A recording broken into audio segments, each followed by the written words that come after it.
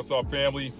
It's your favorite author and storyteller, Matt D. Talford. Matty's Rap, or Matty's Rap with author Matt D. Talford. Y'all, I'm not in the studio right now. As you can see, I'm in the car, and I haven't done one of these on-the-road editions for a minute, but I am taking a break from the studio, doing some much-needed self-care. Much-needed self-care. So y'all do your self-care. It's so important. It is so critically important, especially if you are someone who considers yourself to be a light worker, someone who considers yourself to be an empath, someone who's out there, you know, trying to help the people, trying to help wake up the masses, spreading love and light.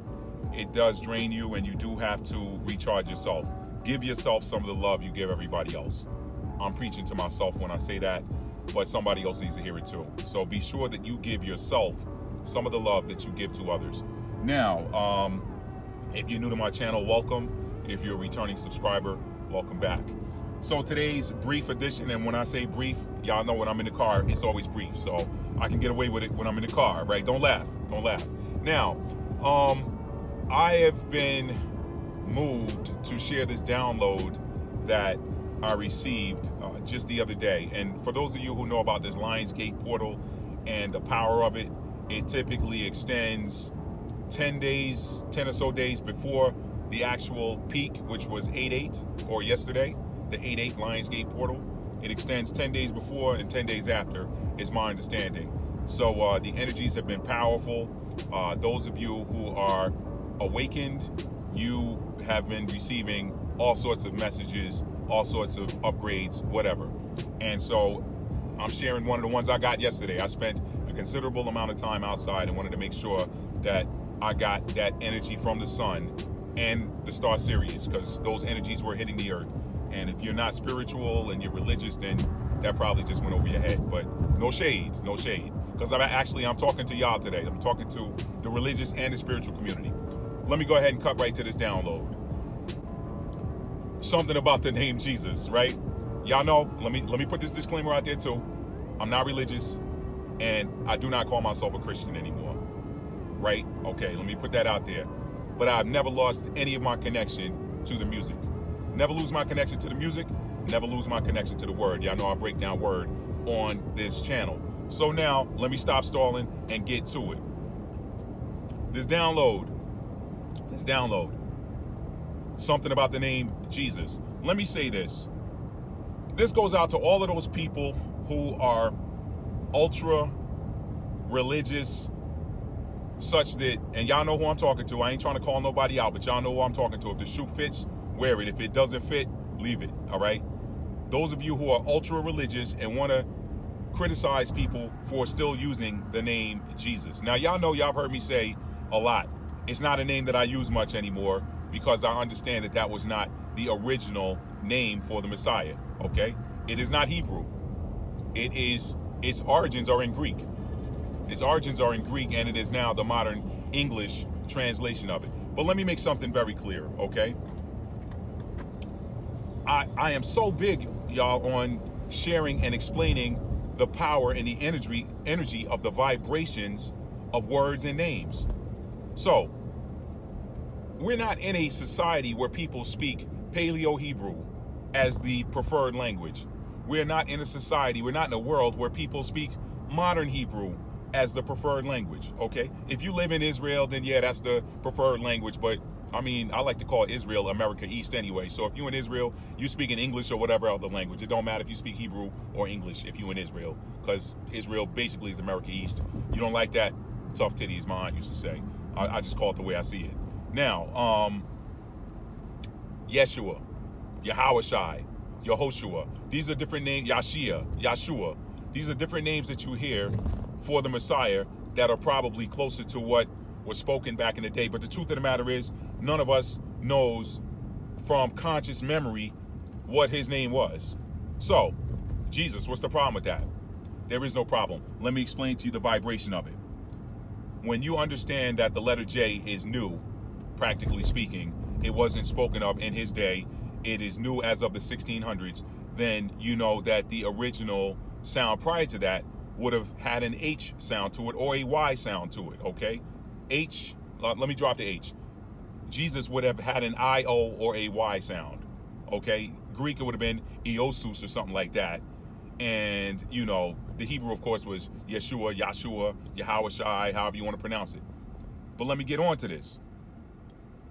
When you understand the vibration of Jesus, okay, the hey sound, that's even kind of new, because it would have been a derivative of the Hebrew. And this is just my opinion based on this download I got. It would have been a derivative of the Hebrew, which would have been Ha, Zeus. Okay, so it's almost like they mixed Hebrew with Greek. Now, what is the energy or the vibration of Zeus? Zeus in Greek mythology is the god of gods. Zeus is the god of gods. In Hebrew, Ha means the. So the energy being invoked, or the energy of Jesus, the word, is technically speaking the Zeus, or the God of gods. Now, many called him the Son of God. Many called him the embodiment of God. God in the flesh, okay? God, a portion of God's source energy manifest in flesh, all right? So, when the name Ha, Zeus, is being spoken, it is invoking the energy that technically means the God of gods. So why beat somebody up for saying Jesus, right? Is it all that wrong that that's the name being used? Now, if you are connecting that name with the image of Cesare Borgia, now you kind of got a problem. I mean, because no. Let's separate the Messiah that walked the lands of Israel and also spent some time in India. Y'all go watch Jesus in India. Some people don't want to hear the truth. But let's separate who he was from this false image of the son of Pope Alexander, or whatever his name was back in the day. I believe it was Pope Alexander. Y'all go watch the Borgias or Borgia, whatever. It'll kind of give you the history of that. But Cesare Borgia was not the man, all right? So separate yourself from that image. Also, separate yourself from the image of a European hanging on the cross with his head slumped. That's going to rub some of y'all the wrong way, but I'm just going to call it what it is. Now, let me wrap this up by saying, when you invoke the name, the reason why there's so much power. Now, a lot of y'all that criticize or are being critical of people that still use the name Jesus or the term Jesus are forgetting that before you were awakened to the knowledge of the truth, you too used the term Jesus, and it held a certain vibrational frequency that presented itself in rescue or salvation from some situation you were in. Y'all always hear me say salvation is not the membership club that the church has made it, but it is rather a physical act. It always has been, it always will be. Y'all check out my video series, Exploring Salvation. Salvation always has been and always will be a physical act, okay? So, when you would say Jesus, let's say you lost control, your vehicle the tires started spinning on a rainy day, and you said Jesus, and then out of nowhere, the tires caught grip, and your car corrected, and you were able to avoid something bad happening. Why did that happen? You didn't say Yeshua, you didn't say Yahushua, you didn't say Yahawashi, you said Jesus. And a response happened as a result. So what you were doing was you were invoking the energy of the God of gods. And now, what does the scripture say in Psalms 91:11? It says he'll give his angels charge over you, so you don't hurt yourself, is essentially what that translates to. He'll give his angels charge over you so you don't hurt yourself.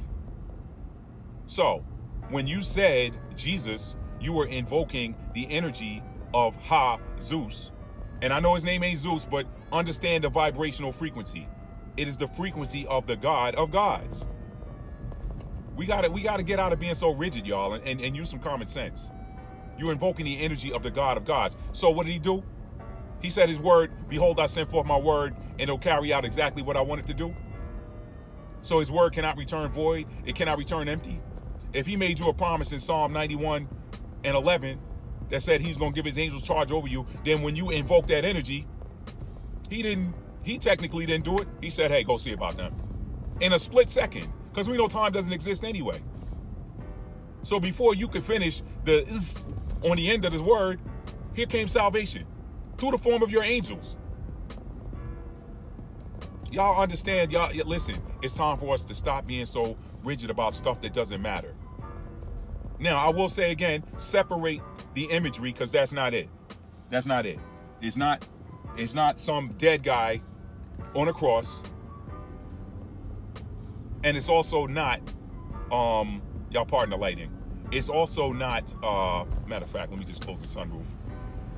Or the blinds over the sunroof, whatever. It's also not, where was I? It's not some dead guy on the cross. It's also not the image of Cesare Borgia. So can we agree to stop dogging people? If calling Jesus has resulted in rescue, physical rescue, or rescue of your mind even from some situation, then keep doing it. Now, I'm not into the whole, I did a whole video on talking about that the Messiah never commanded his disciples to worship him, fall down and worship him. So why do we do it? I got a thing with that now because I have a new understanding. It's time for us to grow up and wake up spiritually and get out of religion. Get out of religion and get into spirituality. That's all I got, family. If you like this video, give it a thumbs up. And if you're new to the channel and you like being inspired, entertained, motivated, uplifted, hit that subscribe button. All right, that's all I got for y'all, family. Tell somebody you love them and mean it. How do you mean it? You have to show it. Love is a verb. It is a noun as well. But when we focus on the verb, the noun always takes care of itself. Peace.